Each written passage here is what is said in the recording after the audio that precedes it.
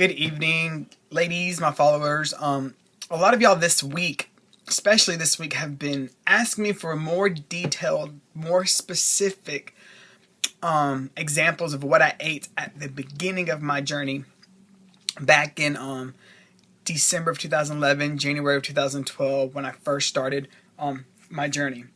All right, so to break it down, for breakfast, kept it high protein. Basically every morning I would either do two boiled eggs, just the egg white, an omelet, just the egg white, or about a third to a half a cup of oatmeal with water. Like, not with milk, but I would make it with water. And that was my breakfast. I would put like bananas, strawberries, fresh fruit in my oatmeal just to get a bit more flavor, to add a little bit more of that sweetness to it. Then in between my breakfast and lunch, I would have like an apple, a pear, some strawberries, a fruit to snack on.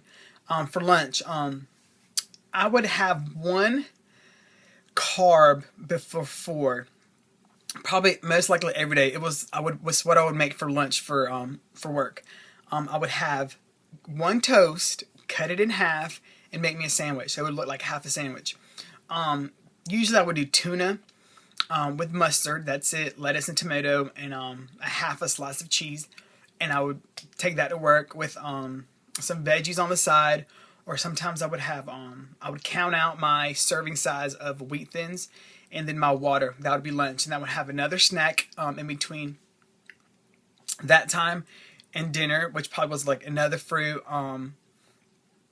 It was usually I kept it with my fruits as my snacks in between. And then I would go to the gym and do my cardio. We have a track outside. So I do my 45 minutes of cardio, go to the local track here at the rec center. And that was my routine. For dinner, I would come back and I would have something high in protein and vegetables, either fish, chicken, all grilled, and broccoli or green beans on the side. And that was my dinner. Yes, guys, at the beginning when I cut back on proportion sizes, I wasn't full when I got done eating, but I knew that that's where I had to stop. That was a normal size meal. I had already adapted my body to thinking that I needed more, when in reality, no, that was what I needed, and I had to adjust my body back to making it believe that that's what I needed. And so that was the hardest part. One of my other hardest challenges was water. I hated water. I was a Coca-Cola, Dr. Pepper person. I would have a Dr. Pepper for breakfast. So I, at the beginning, would have to put flavoring packets in my water until I weaned myself off of that. So if you have to get some Mio or get just some flavoring, do so, but don't stay on it too long. All that stuff has artificial sweeteners in it. Unless you find one that is naturally sweetened, it's kind of more expensive. So I was broke, so I had to be wise and just be more economical, and eventually just went straight to water. I had to have ice in it, but the colder the better for me. That was how I was able to adapt to the water. I had to have really cold ice water. So I just kept it simple. Eating healthy does kind of get repetitive. You have limited things where you can eat depending on where you live. Sometimes you can find better items at grocery stores. I unfortunately don't. We have just a Walmart, and whatever I can find, I find. And so it does get kind of repetitive. But just try to add different things to your meals.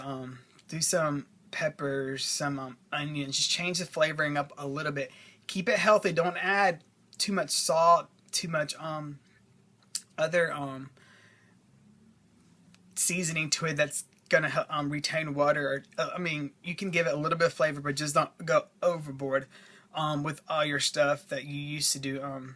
Keep portion sizes to a minimum. The recommended proportion sizes. At first, you're going to be thinking, that is not going to make me full. Use smaller plates to make it look like it's more, and when you're done, you're done. I would have my one cheat meal a week. I would go eat Mexican, have my fajitas with my flour tortillas, on my chips and salsa. That was my treat for myself for being good that week. If I wasn't good, if I had cheated a little bit here and there, I wouldn't have my cheat meal. But that was kind of like my reward to myself. Another thing, guys, everybody loses weight different. I was able to do it cold turkey and just wake up that morning and said, I'm going to start walking. I'm going to completely change how I eat. Not everybody's like that. Sometimes people have to wing themselves off.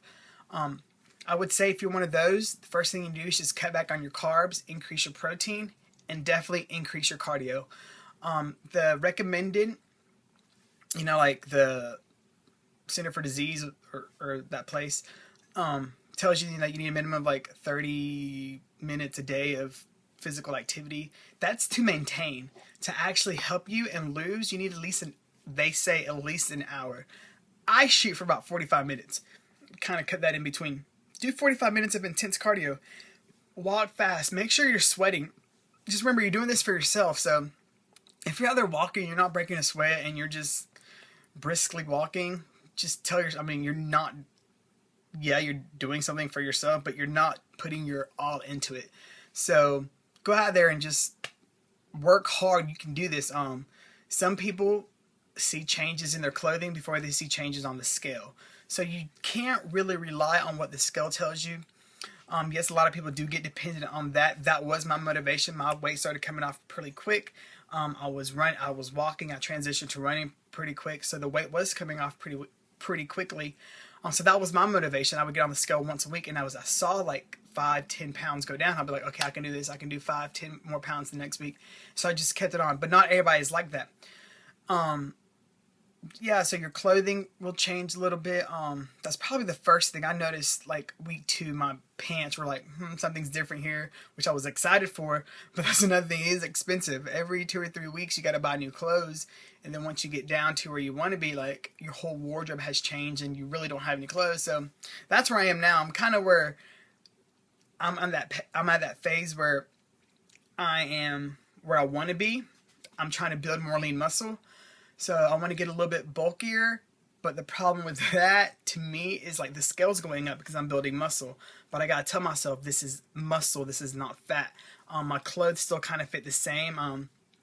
They're not going over my legs like I would want them to, just because I am working out my legs. That's one of my parts that I don't need to work out that much, but I do anyways because I see results in them fairly quickly.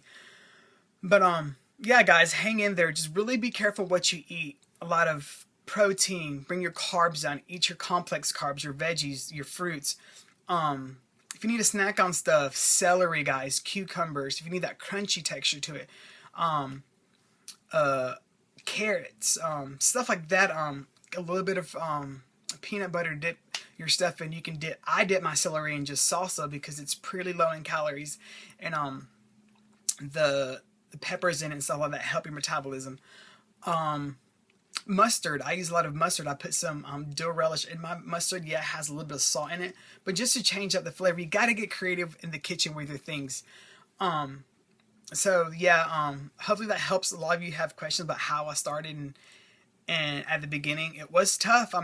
Week 2 you just want to give up, but you got to keep yourself. You got to find that drive inside of you that you had at the beginning, and just say yes, you can. Like I put yesterday, sometimes I want to like slack off and I go to the gym. I'm like, I don't want to be here, but the gym's full of mirrors, and I just look in the mirror and I'll look at myself and I'll say, are you there yet? And that's definitely a no.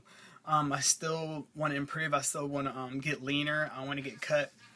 My goal is to have that 6-pack that you see in magazines. I was growing up, I looked at those. I was like, I'll never be like that. I thought it was in my genes that I was supposed to be a big boy.